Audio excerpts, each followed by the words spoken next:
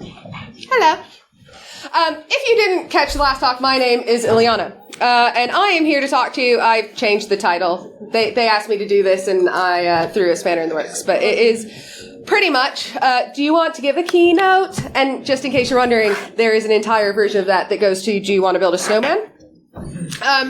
It works. It's really good. Yes, I created it, but no one wants to hear me sing. No. But this is really how to speak at a cybersecurity conference. So I decided to go a little bit off brief and talk a little bit wider. Not just the call for papers. Don't worry, we will cover that. But a little bit of why you probably may not be talking and why you should be talking. So who the heck am I to tell you to come up here and talk? So, my name is Illyana. I am the founder of two not-for-profits, Which and BSides Cheltenham. So I put on one of these just slightly north and earlier in the year. And I also run a consultancy called Tech Forward. So I collect jobs like they're Pokemon. I'm up to 5 at the moment. I run, in the last 24 months, I've run over 30 events. Most of them, probably 95%, have had at least one speaker, if not multiple. I have given more public talks, pretty much in the last 2 years than I can count on fingers and toes. I host a monthly podcast. It launched yesterday. Very proud of that. And the reason I like talking about it is because as much as I obviously love talking, I'm actually an introvert. This didn't come naturally to me. And speaking, especially in cybersecurity, especially around diversity of speakers in cybersecurity, is something that I'm really passionate about. So I'm really lucky. You obviously heard that I get to run the Bristol and Bath UK Cyber Cluster. As part of that, I was really lucky that earlier in this year, I got to run a nice government-funded program called Confidently Cyber, where I got to sit 10 to 12 women in a room and give them the confidence to speak at conferences like this. And that is how you solve the problem of getting more diverse speakers. You haven't done everything, I promise. So why aren't you speaking? And who in this room, and this is actually a really biased room because we're at a BSides and it's probably one of the best places to start, who here hasn't given a talk? You just talked, Hazel. And I think I'm going to ask you to admit something really personal now. Who here has a fear of public speaking? Yeah, you're not alone. So over 3/4 of the population do not like public speaking, have a fear of public speaking. Over a quarter, okay, that's fine. There we go. We'll go back to that. Over a quarter of those have glossophobia, which is the extreme fear. It is the phobia version of that. Only 10% of people like public speaking. And it's something that over 30% of people have had absolutely no training. So you are asked to do it a lot with work, whether it's a presentation. You're asked to do it a lot by me because I need lots and lots of speakers. And I will bully you about it until you do. So you're not alone. This fear of public speaking is natural. People don't want to get up here, and there's a whole host of reasons. I'm already assuming that you're judging me, and you should. But actually, that's one of the reasons that people won't come up and start talking. The best one that I love, and I'm going to tell you right now, people are like, oh, I'm not experienced enough. I don't have anything that people will want to hear me talk about, which I call BS, because if I picked anything right now, I could pick you all from random and ask you to talk about something for 5 minutes, and you would have something that you could comfortably tell me you could talk for 5 minutes on. Whether that was, I'm going to say Pokemon because I already used it, although I couldn't. Ask me about neurodiversity. I'll talk your ear off. But the thing is I can almost guarantee that will have some basis in your career. There will be something in cyber that makes you excited. And when people go, well, how do you know what to talk about? Well, I don't pick the most technical talks. I could give a technical talk. You guys would hate it because I would be really, really boring. I would. But I pick what I'm passionate about. And people who are passionate about, and I got to see it, and it's the best thing about BSides, is we've watched people all day who are passionate about giving technical talks. and they do an amazing job of it. So what I will say is you need to pick something that you're passionate about. It doesn't matter if you've just started your career. There have been a couple amazing talks specifically today about how people have gotten started in cybersecurity. So you can't tell me you don't have enough experience. I don't care about your experience. What I care about is your passion for sharing information. And if you're at a BSides, you've already taken a really good first step to proving that you want to do that.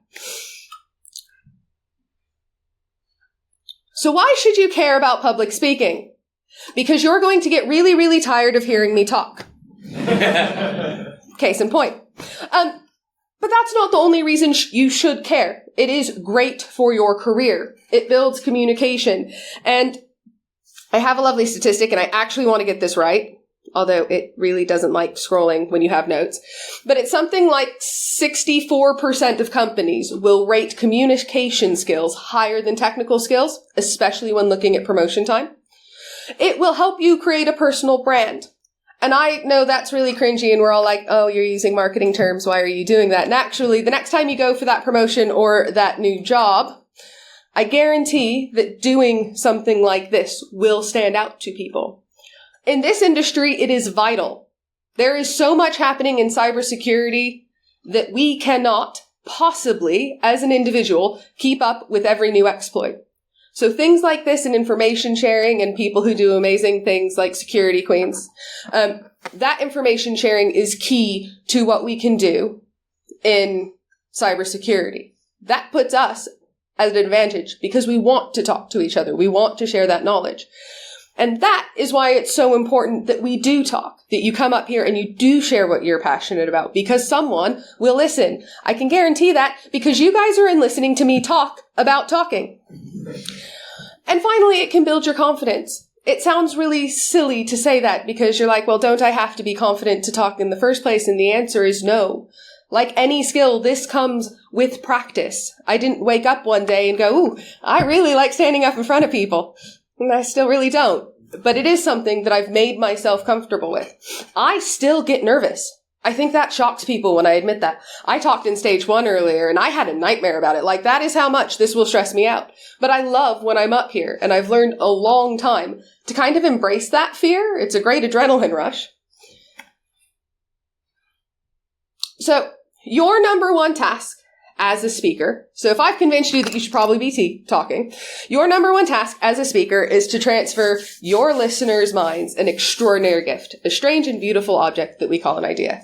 That is from Chris Anderson. He's the creator of TEDx, the most formula talks known to man. There are literally spoofs about these talks, and there is a reason there is a spoof about these talks. How the delivery happens is formulaic.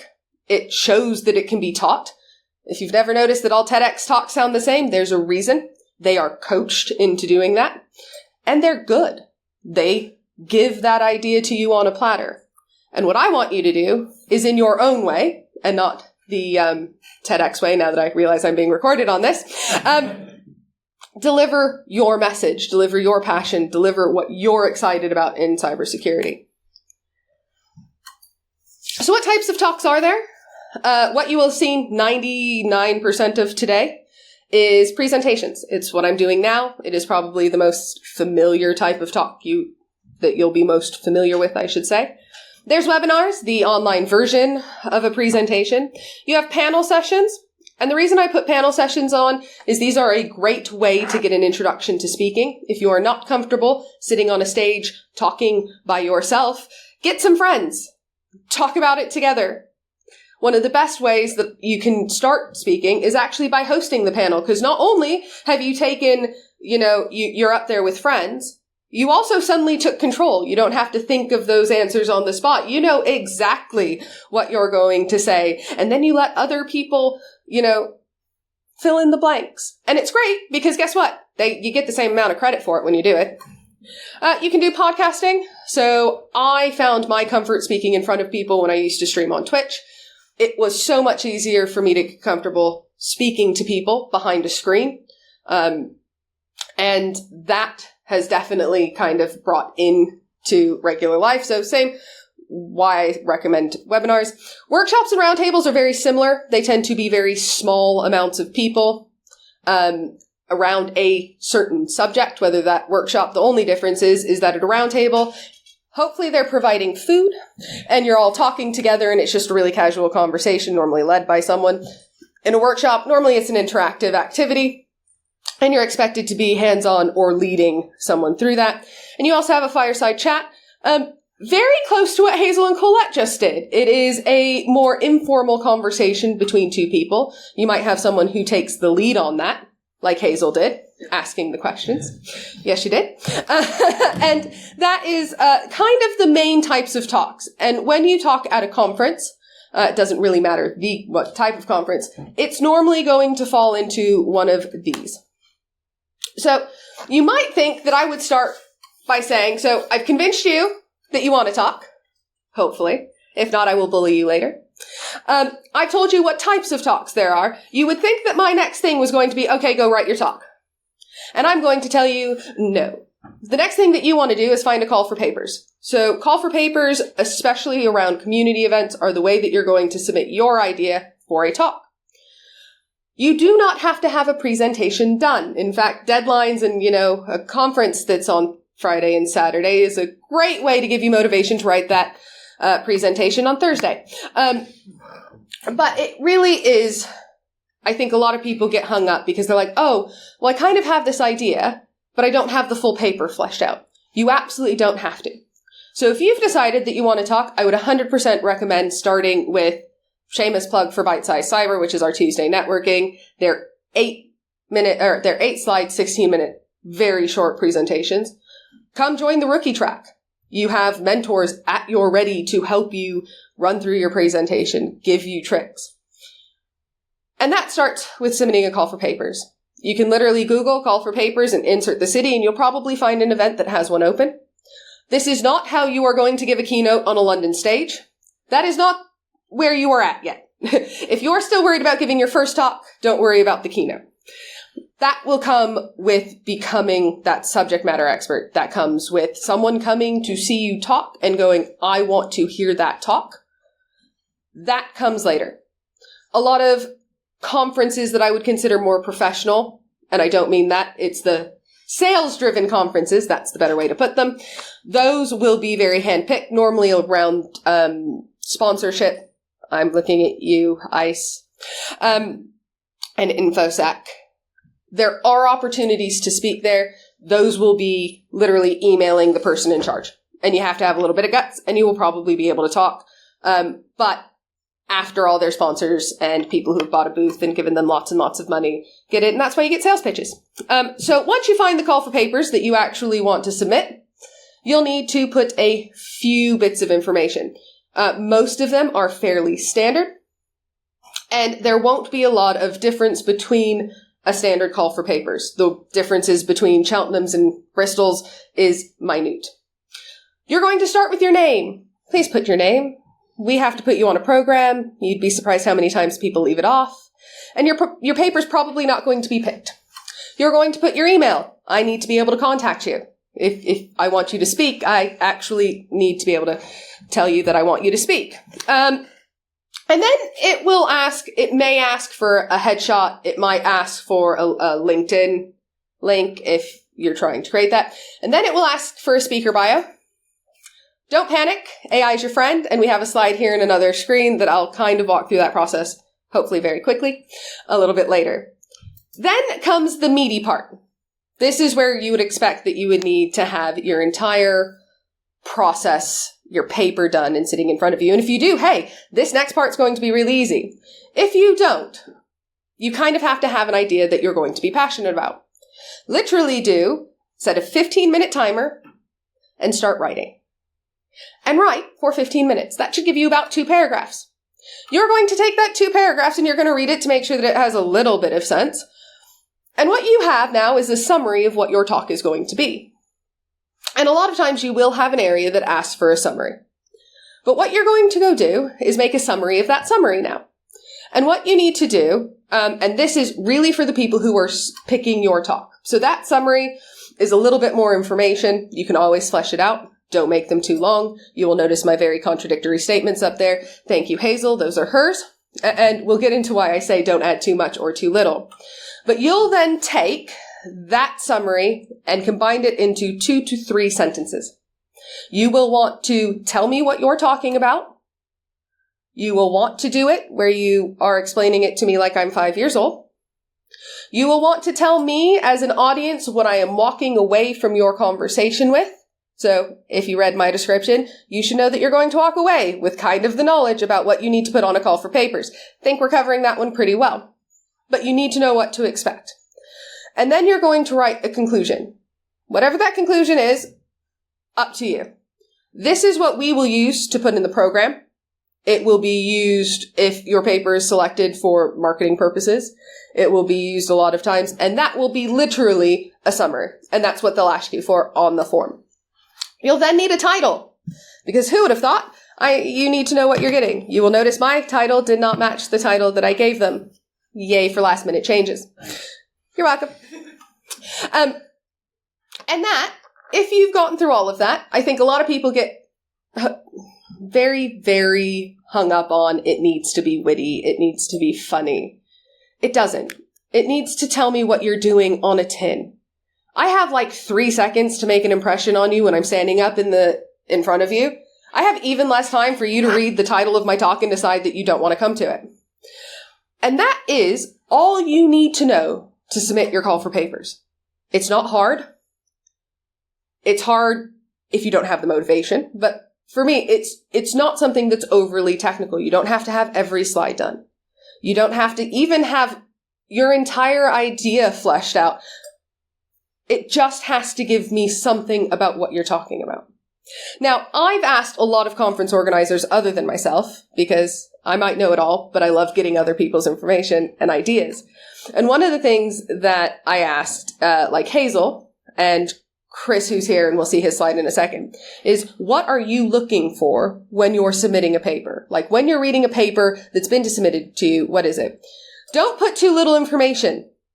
I've literally had applications for BSides Cheltenham that say, I want to talk about cybersecurity. Oh, do you? That's not really helpful.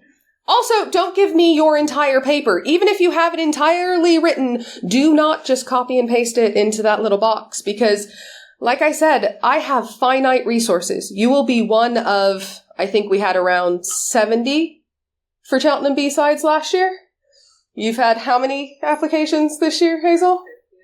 50. You are one of 50. So if you've put an entire block of text, the fact that I am not going to spend as much time means that if what is really interesting is in the last paragraph, there's a good chance that we're not getting to it. It's just not. Which is why I say to really make sure that you have that summary. Also, I know we all love hearing about AI. Use it. If you are not sure how to condense that down into something that sells, literally say, I'm submitting this for a paper submission. What are key points that people need to know about this document? And then, of course, let's do the main point that people sometimes forget. Don't just copy and paste what ChatGPT told you. Make it your own. Take what it said and then put it back into your own words. And that is literally all it takes to submit and be up here talking instead of me. So what next? Oh, tips for the other organizers. I did say I had this. I thought this was a little bit later. So Chris, who is sitting over in the orange shirt up there, he actually handles all the call for papers for BSides Cheltenham. He's the one who gets them. He gets it and organizes. We actually have a volunteer-based panel from across industry that will go through and anonymously read all of these and pretty much judge them, and we take the best of the best that everybody's voted on, and that is how we get to the majority of our content. His tips are really handy. You can obviously see we've done this quite a bit. Make the submissions short and concise. If you hadn't gotten that from me and Hazel saying it already, it really does make a difference. Explain the talk in detail and in simple language. Like I said, make sure that anybody at any technical level can understand your talk, even though it may not be, or even if it is a technical talk, because we specifically get non-technical people to read it. And make sure that the application comes across as professional. It is so easy to slip into unprofessionalness, especially for community events like BSides, but I'm pretty sure we even had one this year that said something along the lines of F Microsoft, And if you think that I am going to put you on a stage on something that my name is attached to, with that in your subject, yeah, the answer is no. I'm not afraid of talking about things that are controversial, but it still needs to be put in a way that as an organization and an organizer, that I'm not going to find you as a liability. So crafting your presentation. So you've submitted it. You've been accepted. You'll normally get an email. They may ask you for some additional information. But if you've been accepted, you now actually probably have to write that presentation that you've been avoiding. And you may be writing it the week of the conference. That's common. You are not the only one. When I told them I was still writing my presentations, they're like, yeah, don't worry, Ken Monroe is too. And I'm like, oh, great. He's the keynote. That makes me feel a lot better. You need structure. Structure is how this flows. You don't have to give me a map of that structure before we get into it. But when you're doing a presentation, it still needs to have some sort of flow. You need to provide the framework for your presentation. Also, just as a hint, do not put your entire presentation on the screen behind you in little bitty words. There's actually some really interesting science. You cannot really read and pay attention to someone speaking at the same time. So if you put too many words on the screen, you are fundamentally going to distract your audience from listening to the whole point that you're there, and that is for you talking. And that's going to be around the structure. Storytelling. You are 70% more likely to remember someone's talk if they have done it with an element of storytelling. It is just more memorable. And that is not just an immediate thing. If you ask a week later, it's something like 64% if it had storytelling will be remembered, where 15% a week later if you don't. Storytelling adds a personal touch, whether that's doing war stories of a, social engineer, which is a great talk. Or if you went and saw my neurodiversity talk this morning, I talk a lot from a personal level. If you don't want to be personal, that storytelling doesn't have to be personal. But what you do need to do is take your audience on a journey. And it will make it more memorable. And style. This comes back to colors. There is a reason why you should use colors. It's also one thing that we're really bad in cybersecurity about using. We're really scared of colors. But actually, there is a lot of science behind education. There is a reason why in primary school, everything has bright colors. Your brain is more likely going to pick up information that is served with color and excitement than if it's on a black background with, a slight red every once in a while. Or blue. Oh, no, we're in cyber. Those are the two colors. Sorry. And you need to make sure that it's accessible. The amount of slides that I have seen where it's like blue text on like blue background or red text. Please remember that there will be people in your audience who are dyslexic. There will be people who are colorblind. You need to make sure audio processing disorders is really common in neurodiversity.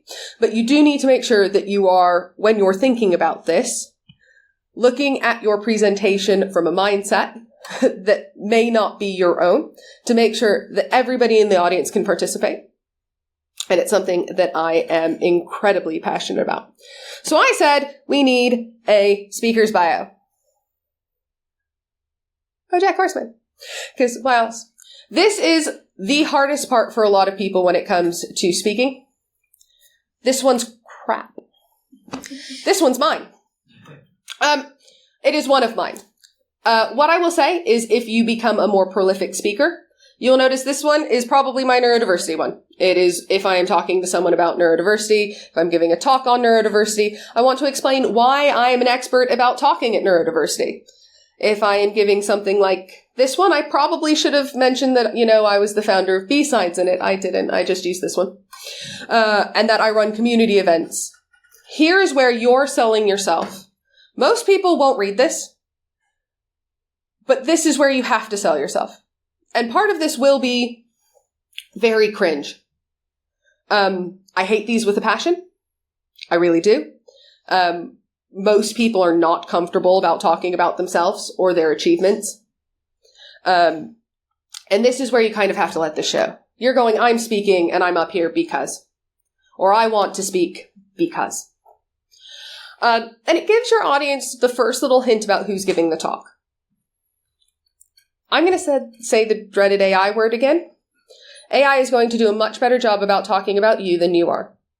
So what you need to do is put a couple of your achievements. You have them. I know you have them. Even if you tell me you don't, you have them. Some of you will be one of the most inspiring women in cyber with an award to prove it. And never say it. Yeah. Hazel, everybody. I know you will as well. We weren't talking about that. But there is a reason that you do that, and it is a credibility thing. And it is annoying. I really wish you didn't have to do these. But if you list those achievements, if you list why you're a professional, if you list your experience, and then tell ChatGPT to dress it up really nicely, it doesn't matter if it sounds like it's from ChatGPT, because even if you write it from scratch, it's going to sound like it was written by AI anyways. But you have to have one. We have to have something to put when you go look at the pre-talk stuff. We have to have something from an organizational point of view that tells people who is talking. So you have to do it. Sorry.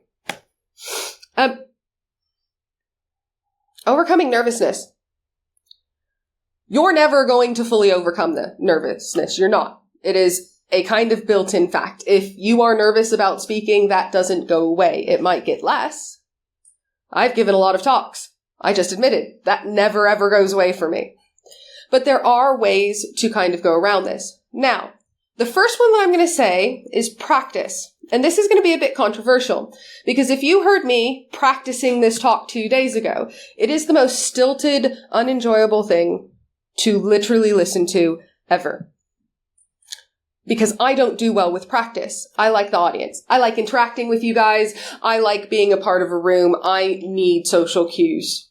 But you can still practice. Start small. Do 5 BSides talks, even on a track as small as this, and get used to being in front of people. That's the same amount of practice. I will give a couple tools of how you can kind of practice by yourself here in a second. And a lot of what we have is coming a long ways from a technology point of view. Get feedback. Go out and find someone you trust. Sign up to be a mentee in the mentorship schemes with BSides. Go find someone who you value their opinion on and go, hey, I have a presentation and I need to give it to someone. Can you give me some honest feedback? I love hearing feedback after my talks, even if it sucks. In fact, actually, if you don't like my talk, I'd much rather you tell me that, because then I know how to improve the next time. Breathing techniques. I know this sounds a bit cringe, but there is a reason that deep breathing exercises are a thing. There is a whole art around the actual science of speaking, that the whole point that you do is take a deep breath. It keeps you from saying It also helps you settle your nerves and let you reset where you're thinking about. And start small. Start with podcasts. Start with an online thing where you can hide behind a screen if you have to. If it's the community, I almost said the C word. If it's the audience that makes you nervous, that's a really good way of getting rid of the audience. I promise it's a lot more less personal to see chat scrolling through, because you also won't be paying attention to it. Or start with community events. Host a panel. Start small. Your first one does not have to be a keynote. And I know I put as the title of this, so you want to give a keynote. Keynotes are not always the most important talk of the event. Oftentimes, there's a reason that they're picked. I know for BSides, Cheltenham, I should say, we specifically pick a very accessible keynote because it's going to be the one that we're going to make the majority of the people watch. Accessible is not the same thing as the best talk of the day. I've really enjoyed the 2 keynotes, and I'm going to say that because I respect both of them very much. Was it my favorite talk of the day? Absolutely not. I saw the first one on the rookie track, whose speaker is in the room, was the most moving talk that I've been to because it was really personal for me. And that's why giving a keynote is not the end all and be all. And I would say I've given a keynote back to like Geoff White, and I never want to do that again because you were not here to talk to me. You weren't here to listen to me. There were 100, you really wanted to get to that talk. He's an author. I get it. So don't hang up if you're not starting with that keynote. It's not the end all and be all, I promise. How to improve your speaking. Seek feedback. There is a trick in public speaking that if you really want to make an impact, you say something 3 times. So if you hear me say, seek feedback one more time,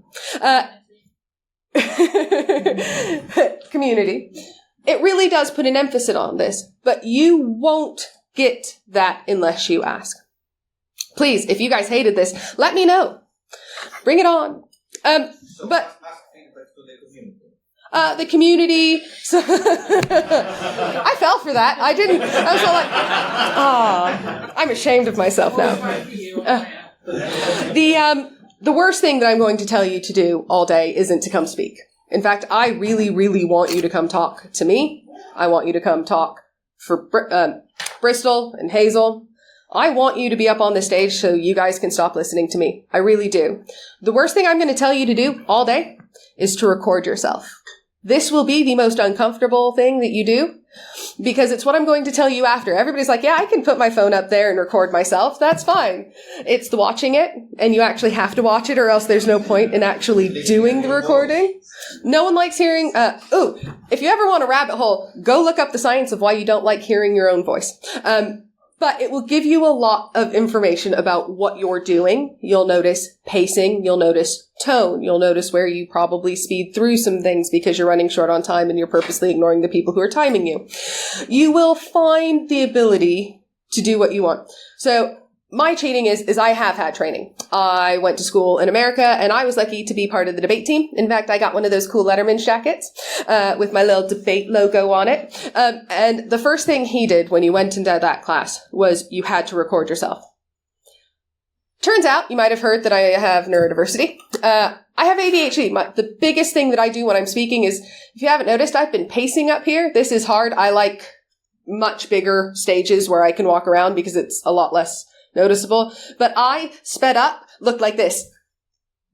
And you realize how distracting it is. And you can work on that. I obviously haven't gotten rid of it completely, but that is the importance of recording yourself. You can see how it flows. You can see where things may not fit in your talk and get rid of them or work them in later. Attend workshops. Participate in public speaking workshops and seminars.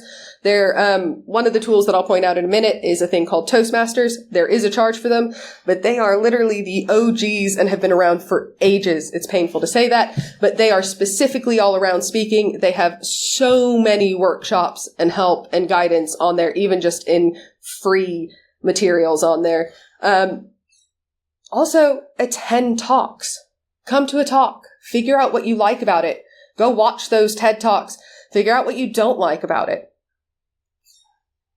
Showing up and doing is important, but also there is an art of learning that you can do around public speaking. And that led me on to read and learn. There are so many resources. I mean, we're in cybersecurity, so I'm assuming that everybody's heard Dale Carnegie's, How to Win Friends and Influence People. That is the basics for most of public speaking. The same traits, the same tools. How to Own the Room is a great one, especially for women. But there are so many of those. There's a reason why there are TEDx's with millions upon millions of views. Because there is a formula, and you can learn how to do it. Some tools to help, just because I don't want to, walk you and leave you with nothing. I do want you to come talk to me, and talk for me, I should say. Canva.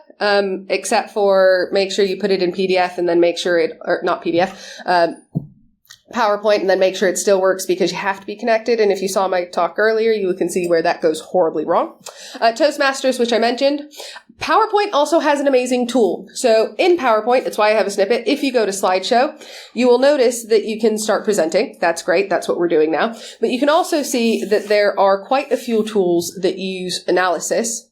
And you can have an AI mentor. Well, I don't think they call it an AI mentor, but they use it. So they will notice if you say, They will highlight if you are going too fast. They'll tell you words per minute down at the bottom and flag if you are, like me, talking about 40 words per minute too fast for people to be able to understand.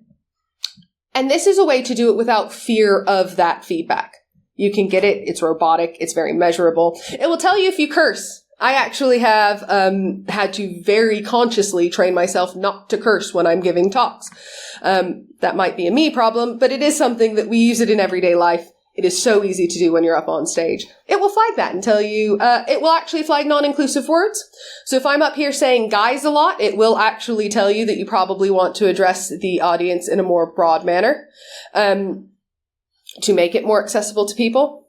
Your phone to record it. I will say that there's one on here. It is a costed one. And I will tell you that if you ever want to be a speaker with an agent, if you ever want to be one of those people where it's like, contact my agents and go through the speaking bureaus. In order to join the speaking bureau, there is an incredibly hard process that you have to do. Speaking at BSides is a great first step for that, because one of the things that BSides allows you to do is record your talk. A lot of times your talks will not be recorded, or if they are not given to you. And one of the things that you will have to do if you would like to be a very, very paid public speaking, because we are not talking about paid opportunities. These are come volunteer your times and your topic, is what we're talking about right now. Authory gives you a platform to create a personal portfolio of public speaking. You can track how many you've done. I don't even have one, so do as I say, not as I do. But it is a very interesting tool. You can upload your talks and put them all in one place. If you doubted me that you could have the entire "Do you want to build a snowman" as a cover and it would make sense, here you go. I will not sing it. I think my favorite part is the "Go away, I'm coding. Okay, bye." Yeah, I'll keep knocking. I'm really annoying. You will come talk. But that is it. Thank you guys so much. I think we actually have a few minutes for questions. So are there any questions? So you mentioned tools like the library. Is there any tools that you can run your presentation through where it identifies and gives you feedback based on scores and stuff like that, or it's too early? It is something that they can kind of do with the PowerPoint tool. Everybody has their own issues with Microsoft. One of the things that I can actually say that they're doing with some of the Copilot integrations that they're doing into things like PowerPoint are making more of that type of tools that are available, kind of like that. It will kind of flag if you've used the wrong language. It will tell you if it's too wordy. Ask someone. The best place, it sounds really funny. So it's one of the things, I had a mentee here who talked a couple hours ago. Get a mentor for your first talk. And Bristol has done it so amazingly well. And Russ isn't in here, but he was the one who put most of that together. Did a fabulous job. But get a mentor. That's exactly what we were here for. I told him to chop and change that. You don't want to put that there. You need to actually have a slide that introduces yourself. You do. And that's the best way to get that specific type of feedback for your first talk. You're worried about having stuff which is slightly too wordy. My trick is to write everything in 20-point font. It may not be 20-point font when it goes there, but I can't fit a lot of words if I'm writing in 20-point font on a PowerPoint presentation. So it forces me to be very selective of the words and what data I'm putting on the screen. Ooh, very mindful, very demure. Which, by the way, I have a fundamental hatred for. Probably because I am not mindful, nor demure. I think we've learned that in the last hour. There were some other questions. Yeah. This is more on a personal, when you're doing the talk. How do you deal if you see some people leaving while you do the presentation, before you finish the presentation, because maybe they find it not interesting, boring, or whatever? I'm glad you asked. So I am going to give you a little bit too much personal information. I've made it very clear. I have neurodiversity. I, because of that, deal with rejection sensitivity disorder. Someone walking out of my talk would be, well, and has been, something that for me creates an intense reaction of, oh my God, they hate it. Probably not. They probably needed to pee. It's quite funny of, you can't take it personally. Your talk, my talk, no matter who's giving the talk, is not going to be everybody's cup of tea. Most people won't leave if they're not enjoying the talk. Sorry to give you another fear, but most people will not get up. It's too awkward for them. If they're leaving, it is likely because they don't want to sit still. They have another talk to be at, especially at a conference like this. And I would just say, ignore them. A lot of times you will not see them. especially on like track 1 where there's an entire door up above. I couldn't tell you who walked in and out, and I know Ahmed literally was like, yeah, I had to walk out 20 minutes because I had to go be on the stand. I was like, I didn't see you leave, sorry. Because I look at you guys while I'm talking, but my brain is so focused on getting my message out there to make sure that my pacing is right, that after a few talks, that's not something that you'll really notice or something that will really matter to you. I think it's just the getting the experience and understanding that even if they left because they don't like your content, not everybody's going to like your content, and at least unlike social media, they're probably not going to tell you to your face in very loud, angry words that they don't like it. Yeah. So I have a question regarding how to IO that. Basically, like for example, if I speak and I have seen my recordings, so I usually don't look into the people, face people. So I usually look either left side or right side or the root. So is there any specific It's a practice thing. So I've mentioned I have ADHD. I also have autism. Making eye contact for me is really uncomfortable, and I've literally had to train myself. So luckily, I have a brain that's constantly going. So while I'm giving a talk, most of the time you will notice that I will pick a person, and you will always find a couple people in the audience who you really realize are engaged, and they will be the ones that you pick on. So if you thought that I was staring at you, it's just that I thought you were relatively not hating what I was saying. But I will literally, like, Sophie, sorry, I'm going to use it as an example. I will literally look at you and I'll like give 30 seconds of my talk. And normally I have a little voice in my head that says, oh yeah, I'm staring too long. I probably need to change that.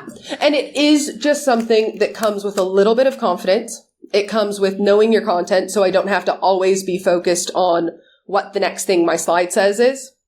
And it is just something that honestly, practice. And even if it's you're practicing to an empty room and you're like, there's a chair. That is fundamentally, and you can do that when you come up and stand. Just literally go, okay, I'm up here and I'm going to put my attention. There's an empty chair there. There's an empty chair there.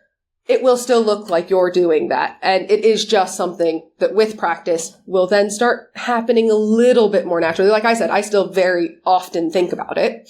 But yeah, it's a practice thing. And honestly, at a cybersecurity conference, if eye contact is what you're worried about, you're not the only one in the room.